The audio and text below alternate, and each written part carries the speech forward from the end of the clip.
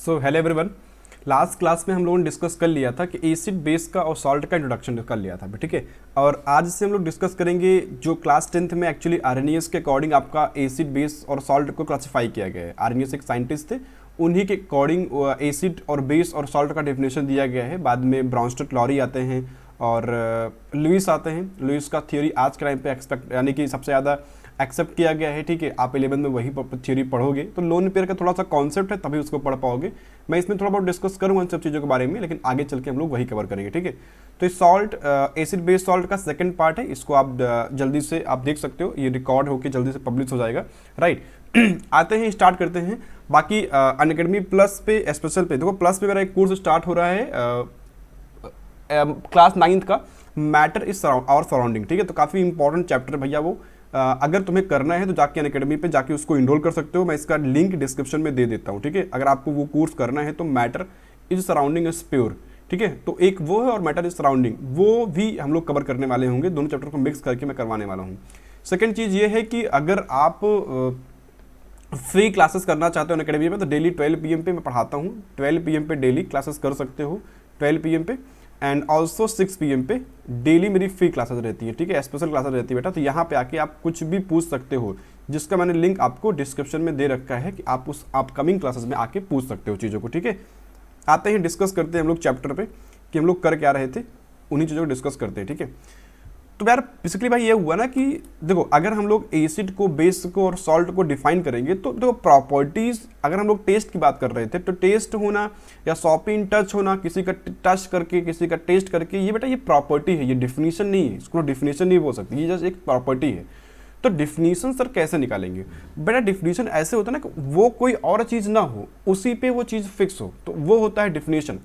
तो आरएनएस ने ये बोला, आरएनएस ने बोला कि अगर हम लोग कोई एसिड को प्रूव करना हुआ कि एसिड है, सिंपल सी बात है बेटा, अगर कोई सब्सटेंस है और हमें प्रूव करना है कि वो एसिड है तो हम लोग करेंगे क्या? हम लोग पहले लाएंगे वाटर लाएंगे। इन्होंने कहा कि यार एसिड को डिफाइन करना है, हम लोगों ने कहा हाँ डिफाइन करना है। वो कह रहा था कि काम करो ना, वाटर लेके आओ, पानी लेके आओ।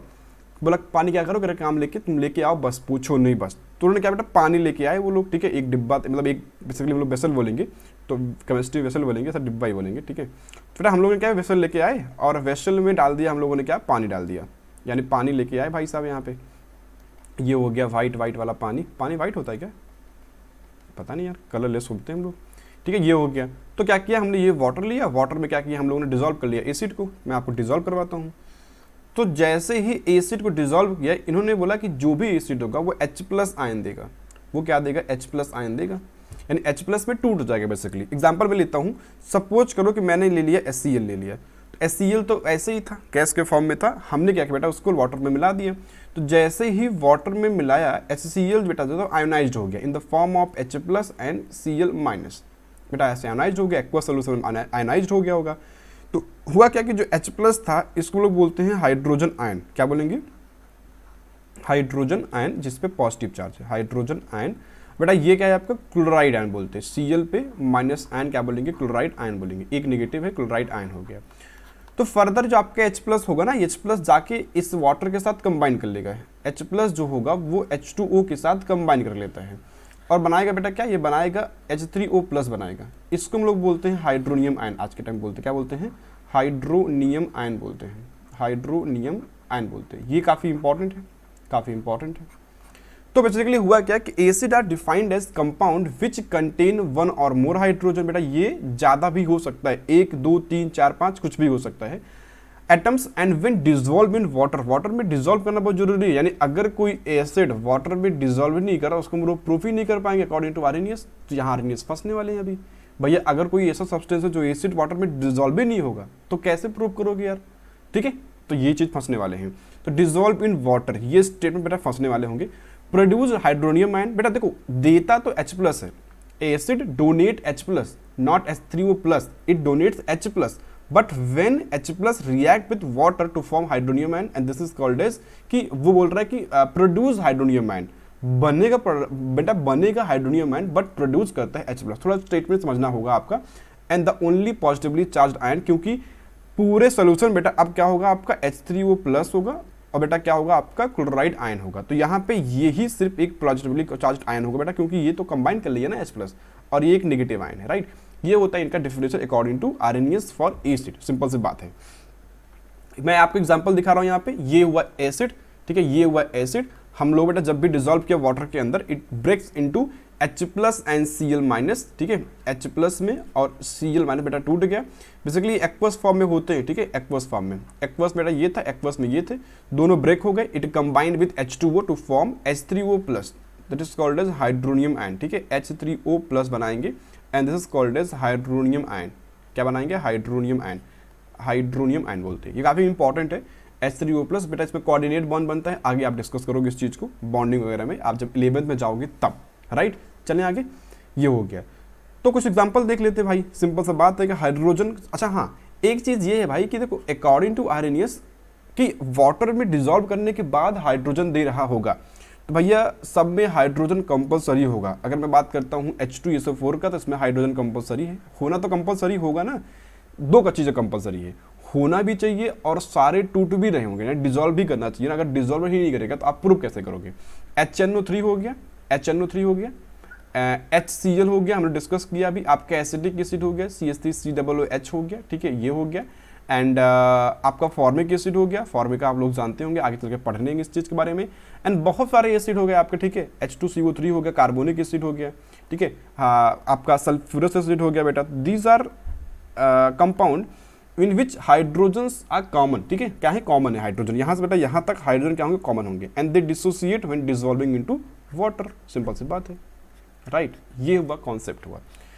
तो अब होता है कि सर कौन कितने हाइड्रोजन देगा?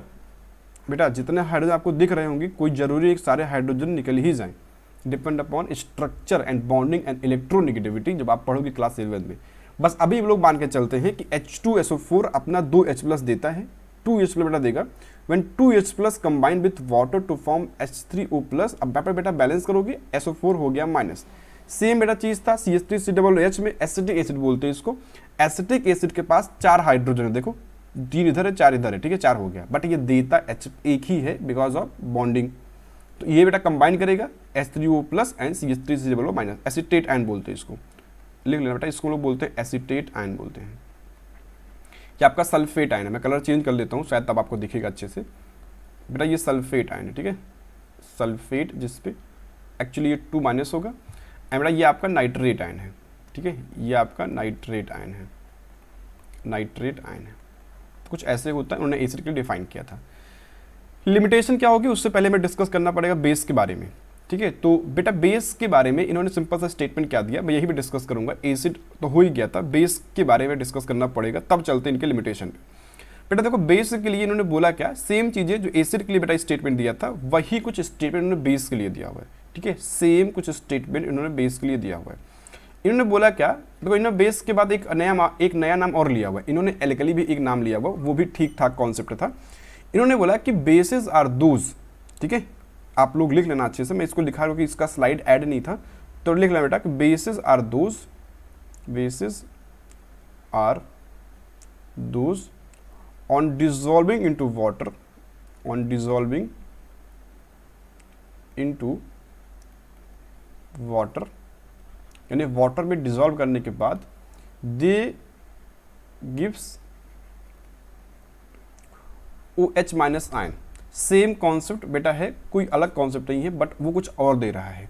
बेटा क्या देंगे, OH माइनस देंगे। हम लोग बेटा इसको बोलते हैं हाइड्रोक्साइड आयन बोलेंगे। क्या बोलेंगे उसको, हम लोग बोलते हैं हाइड्रोजन आयन, बेटा हम लोग क्या बोलेंगे, हाइड्रोक्साइड आयन बोलेंगे। हाइड्रोक्साइड हम लोग हाइड्रोक्सिल आयन भी बोलते हैं इसको, आप नीचे लिख सकते हो, इसको हम लोग हाइड्रोक्सिल आयन भी बोलते हैं, HYDROXYL, हाइड्रोक्सिल आयन भी के नाम से भी हम लोग उसको जानते हैं। तो ये भी काफ़ी इंपॉर्टेंट है, हाइड्रोक्सिल आयन, राइट। हाइड्रोक्साइड यानी हाइड्रोक्साइल आयन बोलते हैं इसको। तो bases are those on dissolving into water they give OH minus ion, that is called as hydroxide ion या हाइड्रोक्सिल आयन भी बोलते हैं। तो ये उसका कॉन्सेप्ट निकल के आता है, सिंपल सी बात है, राइट। ये हो गया, तो बेटा बेस का हो गया डिफिनीशन। अब और बेटा हम लोग एग्जाम्पल ले लेते हैं। तो बेटा एग्जाम्पल में आता है आपका NaOH, ठीक है, NaOH one dissolving into water they give Na plus and OH minus देता है, ठीक है। बेटा KOH ले सकते हो, आपका KOH हो गया आपका, डिसोसिएट करने के बाद यानी डिसॉल्व होने के बाद they breaks into K plus and OH minus. और भी कंपाउंड बेटा आपके होंगे MgOH का होल ट्वाइस, आप जानते हो, मैंने इसमें हाइड्रोक्साइड बोलते हैं इसको। कितना होगा बेटा, Mg2 प्लस होगा एंड आपका ये होगा 2OH माइनस होगा एंड बैलेंस किया बेसिकली मैंने। एंड आपका बेटा अमोनियम हाइड्रोक्साइड होता है, अमोनियम हाइड्रोक्साइड NH4OH, ये ब्रेक होता है अमोनियम में प्लस में एंड OH माइनस में। एक इंपॉर्टेंट क्वेश्चन आपको बता देता हूँ बेटा कि ऐसा कौन सा बेस होगा जिसमें सिर्फ नॉन मेटल्स हैं, ऐसा कौन सा बेस है जिसमें सिर्फ नॉन मेटल बेटा, तो आपका ये हो गया। नाइट्रोजन भी नॉन मेटल है, हाइड्रोजन भी नॉन मेटल्स है और ऑक्सीजन भी क्या है, नॉन मेटल्स है। तो बेटा एक ऐसा बेस होगा, ये एक ऐसा बेस है जिसके पास एक ऐसा बेस है जिसके पास सारे के सारे बेटा कैसे होंगे, नॉन मेटल्स होंगे। This is called as definition of base, right, simple सी बात है। तो बेटा ये हो गया। तो अब हुआ क्या, आप इसको बहुत ध्यान से समझना। मैंने बोला कि acids are those on dissolving into water they give H plus ion, then H plus react with water to form hydronium ion, right. ये था एसिड का डेफिनेशन था। मैंने बोला था कि कौन सा एसिड कितने H प्लस देगा, depend upon their structure, right. हम लोग डिस्कस करेंगे आगे भी चल के। मैंने बेस के बारे में ये चीज डिस्कस किया कि इन्होंने बेस के बारे में ये बोला कि bases are those when dissolving into water they gives OH minus ion, not H plus, OH minus ion. This is called as hydroxide and a hydroxyl ion बोलते हैं। मैंने आपको एग्जांपल दिया NaOH, KOH, MgOH का whole twice and NH4OH का। NH4OH हम लोग उसको बोलते हैं अमोनियम हाइड्रोक्साइड बोलते हैं। These are bases, right? But आप समझ में आता है कि सर ये कितना डिजॉल्व होंगे। तो इनसे पूछा गया कि ये NaOH का पूरा डिजॉल्व हो रहा है, पूछा उनसे गया क्या ये KOH पूरा डिजॉल्व हो गया। तो मतलब जितना आपने लिया था, जितने अमाउंट बेटा आपने लिया था, क्या पूरा का पूरा डिजॉल्व हो रहा है। इन्होंने कहा नहीं, पूरा का पूरा डिजॉल्व नहीं हो रहा है, कुछ होंगे जो पूरा डिजॉल्व हो रहे होंगे और कुछ हैं जो बहुत कम डिजॉल्व हो रहे हैं और कुछ ऐसे भी हैं जो बिल्कुल डिजॉल्व नहीं हो रहे हैं। तो उन्होंने कहा यार ऐसे कैसे डिफाइन करोगे। उन्होंने कहा एक मैं नाम और देना चाहूँगा। तो उन्होंने वहीं पर एक नाम और बोला, एल्कली बेटा नाम बोला। और एल्कली उन्होंने इसका नाम बोला कि एल्कली आर दोज बेस यानी विच कंप्लीटली डिजॉल्व इनटू वाटर, यानी कि ऐसे बेसिस जो वाटर के अंदर कंप्लीट डिजॉल्व हो जाए। क्योंकि बेसिस में थोड़ा सा लफड़ा ये था कि सारे बेस सेम एक्सटेंट पे डिजॉल्व नहीं हो रहे थे, कुछ थोड़ा हो जा रहे थे, कुछ 50% हो रहे थे, कुछ 70% हो रहे थे, कुछ 20% हो रहे थे। तो उन्होंने कहा कि नहीं, एक काम करो, अगर हमें डिफाइन ही करना है ना, हम लोग एक काम करेंगे, बेसिस में अगर जो बेस पूरी कंप्लीटली तरीके से डिसॉल्व हो जाएंगे that is called as alkali. बस सिंपल सी बात है।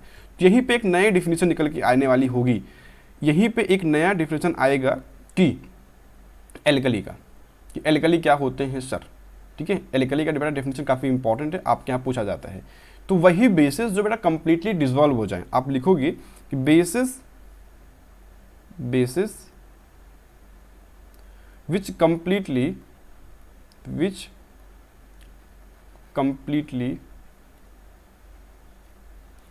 dissolved into water. बेटा जो बेस कंप्लीटली डिजॉल्व है वाटर के अंदर क्या बोलते हैं, एल्कली बोलते हैं। तो एग्जांपल में इसका हम लोग लिखेंगे, कुछ ही एग्जांपल्स हैं। एक हो गया बेटा आपका ammonium hydroxide, sodium hydroxide, KOH potassium hydroxide, मेरा नाम उसी को याद कर रहा हूँ, NH4OH, ठीक है, अमोनियम हाइड्रोक्साइड, ठीक है बेटा। ये कंप्लीट 100% डिजॉल्व हो जाते हैं जब इनको हम लोग वाटर में मिलाते हैं, 100% डिजॉल्व हो जाएंगे। किसी बुक में आपको एग्जांपल मिलेगा MgOH का होल ट्वाइस भी, बेटा ये पार्शियल होते हैं, बस जानते रहना, पूरी तरीके से नहीं होते, पार्शियल है, थोड़ा डिजॉल्व होते हैं।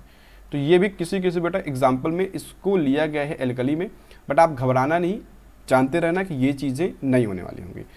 तो अगर तुमसे बेटा पूछा गया what is the difference between alkali and base, देखो एल्कली तो बेटा बेस हैं, बेटा जो एल्कली होंगे दीज आर बेसिस, बेटा ये कैसे होंगे, बेसिस। बट सारे बेस एल्कली हों कोई जरूरी नहीं है, सिंपल सी बात है ना। मैंने बेटा बोला कि those bases which completely dissolve into water is called as alkali, but all the alkali are not dissolve, all bases are not dissolve ना बेटा। तो एल्कली तो बेस थे क्योंकि वही तो बेस डिजॉल्व हो रहे थे, तो all the alkali are bases, right, all the alkali are bases but all the bases are not the alkali, right. तो आप लिखोगे definition what the difference between alkali and bases, तो all the alkali are bases but all the bases are not alkali। ये था definition, ये था difference था, ठीक है, ये हुआ कॉन्सेप्ट, राइट। ठीक है, चलें आगे। Okay great. तो सर आते हैं इनके लिमिटेशन पे कि क्या आपके आरएनएस भैया एकदम करेक्ट हैं। बेटा देखो, मैंने दो चीज़ बोला था आपसे कि आज के टाइम पे मैं आपको समझा देता हूँ बेटा कि आज के टाइम पे कुछ ऐसे भी एसिड हैं जिनमें हाइड्रोजन है ही नहीं, लाइक AlCl3 हो गया, अमोनियम क्लोराइड हो गया, बेटा FeCl2 हो गया, FeCl2 बेटा हो गया, हाइड्रोजन है ही नहीं। BF3 हो गया या BH3 बेटा ले लो, बेटा ये भी एसिड है, इनके पास तो है ही नहीं सर। तो सर इनको कैसे डिफाइन करोगे कि एसिड, बेटा इनकी प्रॉपर्टी है एसिड वाली, यानी ये these are acid, actually this ये एसिड है, बट यहाँ पे तो नहीं है ना, यहाँ पे तो कोई H+ तो नहीं है ना, तो कैसे आप डिफाइन करोगे इस चीज़ को, तो प्रॉब्लम यहाँ हो गई बेटा। सेकेंड हम लोग बेटा लेते हैं कि फॉर द एसिड या basic property the presence of water is absolutely necessary. मैंने बोला था ना कि अगर हम लोग लुईस को पढ़ेंगे तो लुईस ने बोला कि भैया जब डिजॉल्व करोगे वाटर के अंदर तो H2O होना बहुत जरूरी है बेटा, नेसेसरी होगा ये चीज़ें। But what about dry HCl, अगर बेटा HCl जो HCl ड्राई है जो वाटर में डिजॉल्व नहीं होता, लाइक बेटा अगर HCl गैस के फॉर्म में हो गया, तो मैंने बोला HCl गैस को तुम प्रूव करो कि एसिड है, तो प्रूव करके दिखाओ, कैसे प्रूव करोगे, डिजॉल्व नहीं हो रहा है अकॉर्डिंग टू आरएनएस, प्रूव करो इसको। तो यहाँ आरएनएस फंस जाए, यानी HCl is regarded as acid only when dissolve into water and not any other solvent. उसमें डिजॉल्व करने के बाद तभी आप प्रूव कर सकते हो कि HCl क्या है, एसिड है। And also this concept does not explain acidic and basic character of substance in non aqueous medium. बेटा अगर हम लोग एक्वस मतलब वाटर होता है, अगर हम लोग किसी भी सब्सटेंस को डिफाइन करना हुआ कोई सब्सटेंस एसिड है या बेस है in the absence of water, तो आप इसको डिफाइन नहीं कर पाओगे कौन सा सब्सटेंस एसिड है या बेटा कौन सा सब्सटेंस का है बेस है, तो आप उसको डिफाइन बिल्कुल भी नहीं कर पाओगे। ये कुछ इस तरीके से ये कॉन्सेप्ट था आरएनएस का, एसिड बेसिस सॉल्ट का, एंड खत्म हुआ। नेक्स्ट क्लास में हम लोग डिस्कस करने वाले होंगे पीएच पे, ठीक है, पीएच पे डिस्कस करेंगे, एंड पीएच काफ़ी इंपॉर्टेंट टॉपिक होता है, हम लोग पीएच पे डिस्कस करेंगे। बाकी चीज़ें हम लोग सॉल्ट वगैरह अच्छे से कंप्लीट करने वाले होंगे, ठीक है। मैं आपको थोड़ा सा ब्रॉन्स्टेड एसिड और ब्रॉन्स्टेड के बारे में और इन पे डिस्कस कर दूंगा, ठीक है। आप एक बार देख लेना कि लुईस एसिड लुईस बेस क्या होते हैं, एक बार डिस्कस कर दूंगा, क्लास 10th में तो नहीं आता बट मैं डिस्कस कर दूंगा फिर, ठीक है। तो इस हिसाब से हम लोग पूरे चैप्टर कवर करने वाले होंगे, 5 से 6 लेक्चर में कवर हो भी जाएगा आपका डिटेल में, राइट। चलो इतना करते हैं। बाकी एक चीज़ ये जानते रहो कि इसको जो भी चीज़ हम लोग बेटा कर रहे हैं इसको अच्छे से नोट्स बनाओ। डीपीपी मैं इसका ऐड कर दूंगा, आपको डिस्क्रिप्शन में मिल जाएगा, डिस्क्रिप्शन में डीपीपी सॉल्व करते रहो अपने सारे फ्रेंड को, क्योंकि देखो आप तो लॉकडाउन में बैठे हुए हो बेसिकली, ठीक है। इस टाइम बेटा लॉकडाउन होगा, तो लॉकडाउन में बैठे हो तो कोशिश करो कि चीज़ों को इम्प्रूव करो जो आपके अंदर अभी तक नहीं आ पाई हैं, लाइक अडॉप्ट करो।